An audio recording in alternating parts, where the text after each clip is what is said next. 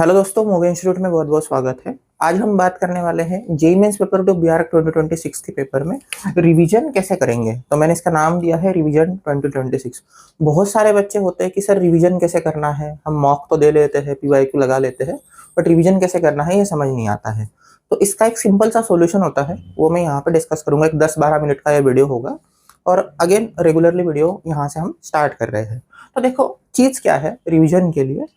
बहुत सारे बच्चे जो फर्स्ट सबसे बड़ी गलती करते हैं ये है कि आपके नोट्स रिवाइज करते हैं। देखो नोट्स रीड करने से नींद काफी अच्छे से आती है, बट उसको रिवीजन नहीं बोलते हैं। रिवीजन वही होगी जब आप प्रैक्टिस करोगे। तो फर्स्ट ऑफ ऑल प्रैक्टिस करना ये सबसे इंपॉर्टेंट है।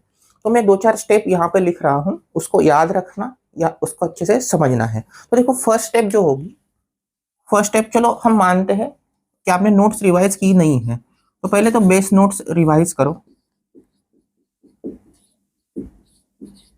नोट्स की बेसिक रिवीजन होनी चाहिए, ठीक है। मैं हर सब्जेक्ट का भी टॉपिक बोल दूंगा कि कौन सा टॉपिक आपको रिवाइज करना चाहिए, वो भी मैं बोल दूंगा, पर पहले ये 3-4 जो चेक पॉइंट है पहले वो समझ लेते हैं। उसके बाद में सेकंड जो पॉइंट आता है जो सबसे इंपॉर्टेंट है और बच्चे उसको ही नहीं करते हैं, तो आपका होना चाहिए पीवाईक्यू या फिर मॉक सॉल्व करो। थर्ड जो इंपॉर्टेंट पॉइंट होता है, इसी का एनालिसिस करके शॉर्ट नोट्स में देखो। शॉर्ट नोट्स जरूर आपने बनानी चाहिए। देखो हर बार फुल नोट्स रिवाइज करना तो पॉसिबल नहीं है।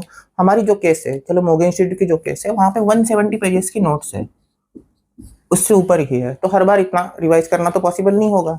पर्टिकुलर टॉपिक अगर फंस रहा है तो उसको रिवाइज करना है।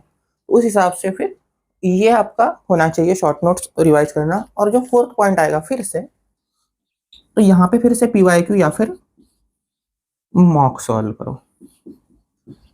तो ये तरीका जनरली फॉलो होना चाहिए, ये सर्कल चलता रहना चाहिए। एक 3-4 दिन में एक बार, 3-4 दिन में एक बार, 3-4 दिन में एक बार, जो 3-4 बार कर लेता है बच्चा उसका रिवीजन भी अच्छे से हो जाता है और स्कोर भी अच्छे से आ जाता है।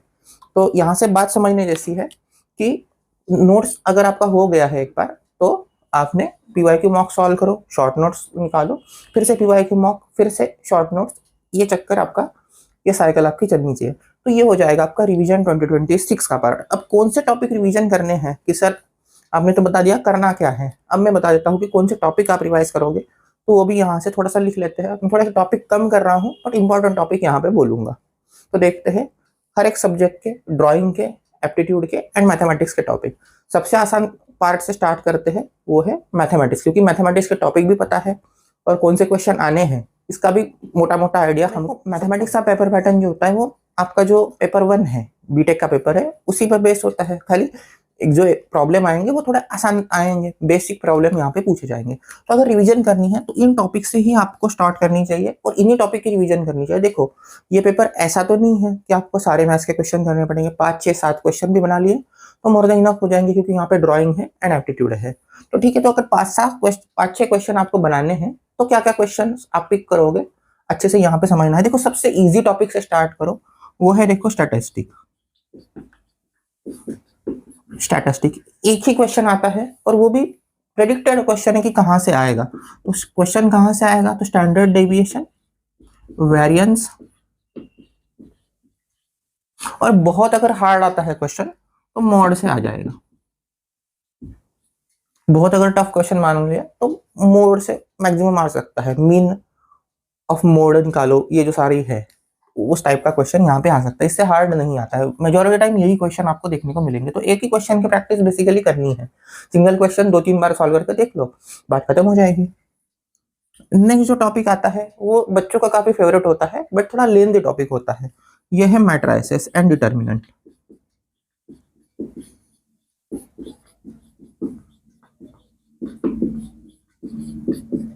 क्योंकि यहाँ से 3 क्वेश्चन देखने को मिलते हैं। देखो ऐसे भी 6-7 क्वेश्चन करने हैं, तो बेटर है कि इसको बहुत ढंग से सॉल्व करो। एक वीक अगर चला जाए इसमें तो कोई दिक्कत नहीं है, बट इसको अच्छे से सॉल्व करो। इसके पीवाईक्यू ढूंढ लो। लगभग मेरे हिसाब से 70 क्वेश्चन आज तक इसके आए हुए हैं। 70 क्वेश्चन हमें जेईई मेंस पेपर 2 के एग्जाम में दिखे हैं इस टॉपिक से। तो काफी इंपॉर्टेंट टॉपिक माना जाएगा। वो काफी हैवी ये है। इसमें टॉपिक तो नहीं बता सकते क्योंकि 7-8 टॉपिक है, बट इसको पूरा ही कर लो, मैं ये समझूंगा।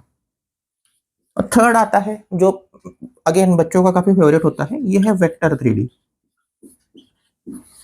इससे भी 2 क्वेश्चन देखने को मिलते हैं, थोड़ा वेटेज कम हुआ है, बट 2 क्वेश्चन तो आने ही आने हैं, 3 भी आ जाते हैं। इसमें भी आप ले सकते हो, एक फिक्स टॉपिक आता है, बिल्कुल यही आना है। ये है 3D लाइन, मतलब पुट अप परपेंडिकुलर का, एंड डिस्टेंस ऑफ लाइन का, distance of a skew line.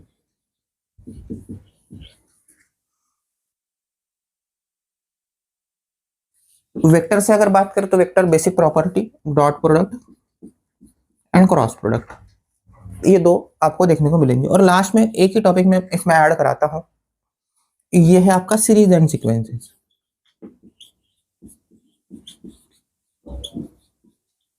क्योंकि इसमें से भी आपको 2 से 3 क्वेश्चन देखने को मिलेंगे, बट थोड़े टफ क्वेश्चन होते हैं, थोड़े लेंथी क्वेश्चन हो सकते हैं, टफ साइड में ये जा सकता है। तो ये आपके टॉपिक होने चाहिए, यहाँ से आपका 7 क्वेश्चन के आसपास जरूर बनेगा। इसमें 2 टॉपिक और ऐड करा देते हैं कैलकुलस के, जो बच्चे कर पाते हैं वो जरूर इन टॉपिक को भी करना। नेक्स्ट है लिमिट, और नेक्स्ट है डिफरेंशियल इक्वेशन। अगर आपको आते हैं तो बहुत अच्छी बात है। डिफरेंशियल इक्वेशन का एलडीई करना है, एलडीई आपने जरूर सॉल्व करना है, क्योंकि वो आता ही आता है एग्जाम में है।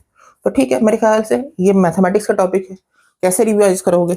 नहीं सर आपने टॉपिक बता दिया, अब इसको रिवाइजिंग कैसे करना है? तो मैं चाहूंगा कि आप हो सके तो एनसीईआरटी एग्जाम्पलर रिवाइज करो, ये सबसे बेस्ट तरीका होगा और सबसे आसान तरीका होगा। बट आपके पास एनसीईआरटी एग्जाम्पलर नहीं है तो गो थ्रू विथ PYQ। उसके बाद ये टॉपिक वहां से निकालो और सॉल्व करो, एंड फिर से मॉक में इसको अप्लाई करो। अगर आपके पास मॉक नहीं तो बेसिक क्वेश्चन लगाने की प्रैक्टिस करो। बिल्कुल बेसिक क्वेश्चन यहाँ से सॉल्व करने हैं, बहुत हाई लेवल के नहीं। आप सोचोगे नहीं सर पेपर 1 के सॉल्व कर लेते हैं, काफी हार्ड है, तो इतना हार्ड एग्जाम में नहीं आता है, बेसिक पूछता है वो, ठीक है, टेम्पलेटेड होता है सारा का सारा। सो बेसिक क्वेश्चन मेरे ख्याल से मोर देन इनफ है। अगेन उसको मॉक पे अप्लाई करो, यही तरीका होगा। देखो इसमें से आपके कितने अच्छे टॉपिक है, जो अच्छे है वो स्किप कर सकते हो, और जिनकी जरूरत पड़ती कि नहीं सर बन नहीं रहे क्वेश्चन, तो इनमें से करो। बट प्रैक्टिस सबसे इंपॉर्टेंट है, विदाउट प्रैक्टिस होगा नहीं। तो देखते हैं जो नेक्स्ट पार्ट है, नेक्स्ट देखते हैं दोस्तों। अब बात करते हैं ड्राइंग की। देखो 2 टाइप के पेपर पैटर्न देखने को मिले हैं, तो यहाँ पे लिख लेते हैं आइदर। ये देखने को मिला है पोर्ट्रेट, 2D कंपोजिशन और मेमोरी ड्राइंग। क्वेश्चन नंबर ये 1 हो जाएगा और ये क्वेश्चन नंबर 2 है, दोनों में से एक। और ये पेपर पैटर्न देखने को मिला है पोर्ट्रेट,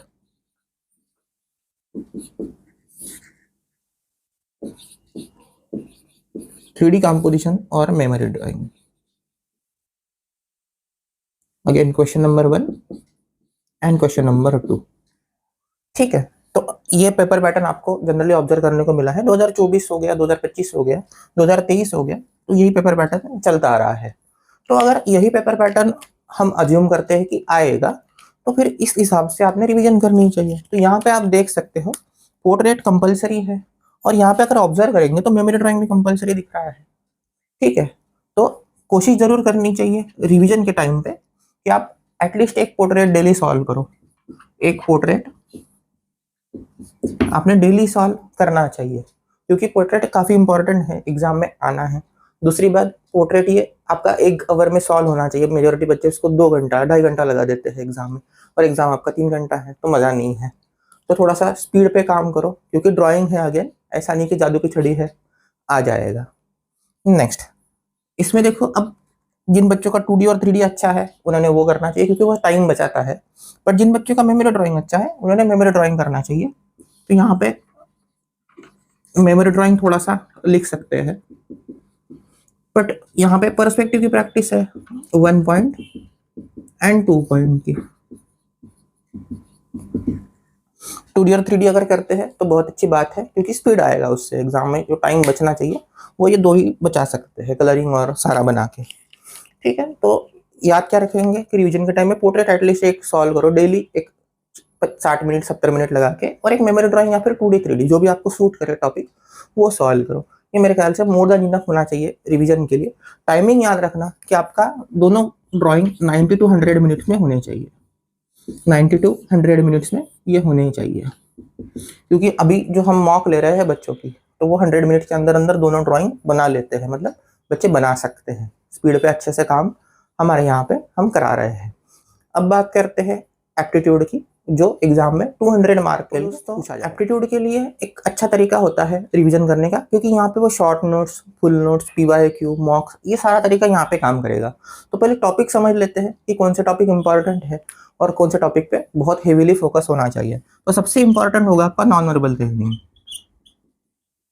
नॉन वर्बल रीजनिंग ये सबसे इंपॉर्टेंट क्यों है? क्योंकि 20 क्वेश्चंस आएंगे, ठीक है ना। तो काफी हेवी फोकस, सर इसमें सारे क्वेश्चन हमसे बनते हैं, ये इंपॉर्टेंट है, नहीं बनते हैं तो मैं एक बुक बताता हूँ, उसको ट्राई करो, शायद आपके बनना स्टार्ट हो जाएंगे। नेक्स्ट जो आता है, सेकंड टाइप जो आता है, ये होना चाहिए आपका जीके। सर जीके कहाँ से करें? तो बहुत अच्छे आपके सोर्सेस है, गूगल है सबसे बेस्ट सोर्स। बुक में तो देखो नहीं मिलेगा, क्योंकि आपके लेवल पे जीके किसने कंपाइल किया नहीं है। जनरली मैं क्लास में करा देता हूँ, बट मैंने भी वो 1-2 साल उसको लगाया है कलेक्शन करने में। तो जरूर जीके को देखना चाहिए। अगेन यहाँ से 8 क्वेश्चन के आसपास जरूर देखने को मिलेंगे, अच्छे से कलेक्ट करो। थर्ड होना चाहिए आपके मॉन्यूमेंट्स। ये तो टॉपिक में बोल रहा हूँ, बट इसमें से कौन सा वीक है टॉपिक, उससे आपको समझ में आ जाएगा। BMC, building construction material, 10 question के अराउंड देखने को मिलता है। आर्किटेक्ट, ये भी 5 क्वेश्चन के अराउंड मिलता है देखने को। इसमें थोड़ा कम भी हो सकता है। जनरली क्या होता है कि जनरल नॉलेज 8 की जगह पे 4 और मॉन्यूमेंट्स भी 4 क्वेश्चन आ जाते हैं, तो थोड़ा कम ज्यादा हो सकता है, बट एक मैं जनरल बोल रहा हूँ, ये जनरली ऐसा होना चाहिए। इसमें थोड़ा कलर थ्योरी भी आता है, 2 क्वेश्चन, और मिसलिनियस भी आएगा, 2 क्वेश्चन, ठीक है ना। थोड़ा कम ज्यादा करके 50 क्वेश्चन यहाँ से बनते हैं।